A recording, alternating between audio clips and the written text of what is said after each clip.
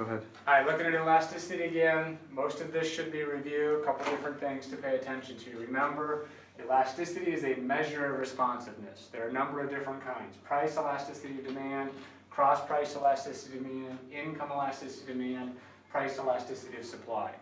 Okay?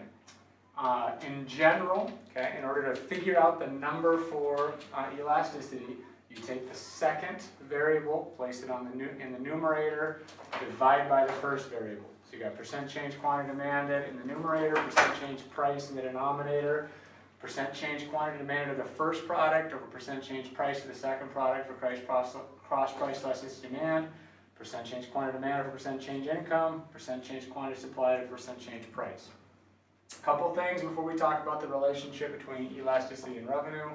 Remember, the sign of the answer matters sometimes. In general, for price elasticity demand, you just take the absolute value. It will almost in every case be a negative answer because as price goes up, quantity demanded goes down. Just take the absolute value. But for cross-price elasticity demand and income elasticity demand, the sign matters.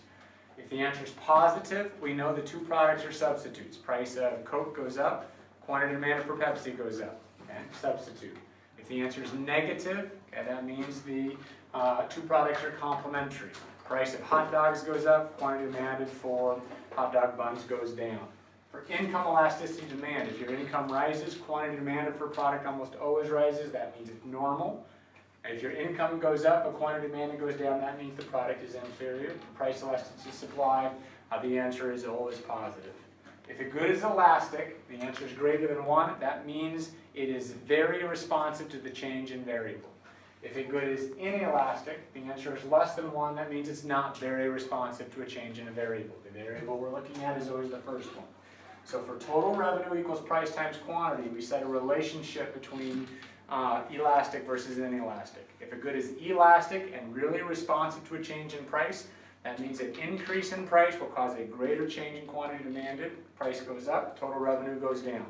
For an inelastic product, an increase in price will cause a smaller, decrease in quantity demanded. That means as the price goes up, total revenue goes up as well. All right, what determines the level of elasticity? For price elasticity demand, the number and availability of substitutes. The more substitutes, the more elastic the product. That means you're more responsive to price. The more time you have, the more responsive you are to price. If you have to buy it today, less responsive to price. Percent of your income. The more percent of your income, the more responsive you are to a change in price. The type of good. Okay? If it's addictive, the less responsive you are to price and the width of the definition. Okay? If it's overall product, okay, you're pretty overall responsive to price. But if it's a specific brand within that product line, you may be pretty inelastic with your overall elasticity for price elasticity demand. Determinants for price elasticity supply, the more producers, the more elastic. The more capacity, spare capacity, that means you can use inputs a great deal coming into or going out of something. So if we say price changes and you've got spare capacity, you can increase your production, more capacity, more elastic. Storage ability.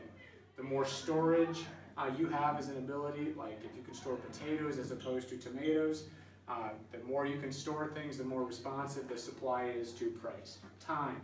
In the momentary short run, price elasticity supply is completely vertical. Okay, what you have is what you have. In the long run, it's almost completely elastic and horizontal. Factor mobility, the more mobile factors of production are, the more elastic a product is in terms of price elasticity supply.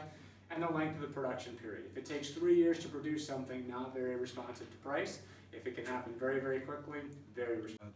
All right, one thing we definitely haven't talked about yet are some of the uses. For price elasticity demand, it's helpful for companies to price in terms of their pricing policy, planning for the future, right? They may decide to produce specific types of things. We haven't talked about price discrimination yet. But there are times companies charge different prices for different things, like for movies. Younger people have a different price point than older people. And government looks at tax revenue and also how that impacts sales. Right? And so price elasticity demand, lots of uses. Cross-price elasticity demand, I think is pretty simple to think about. It's all about competition. If a competitor changes price, you want to know how that's going to impact your quantity demand. But also think about if you can produce a couple of different things that are complementary.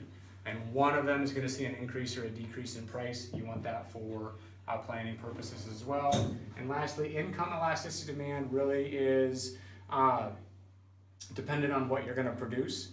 Right? If we know incomes are going to rise, you want to produce normal goods, and that helps with planning. It also helps in looking at overall production in the world, because if overall incomes are rising, you want to produce normal goods. So as we finish up, just remember, keep your expectations low, but your opportunity cost high. Thanks.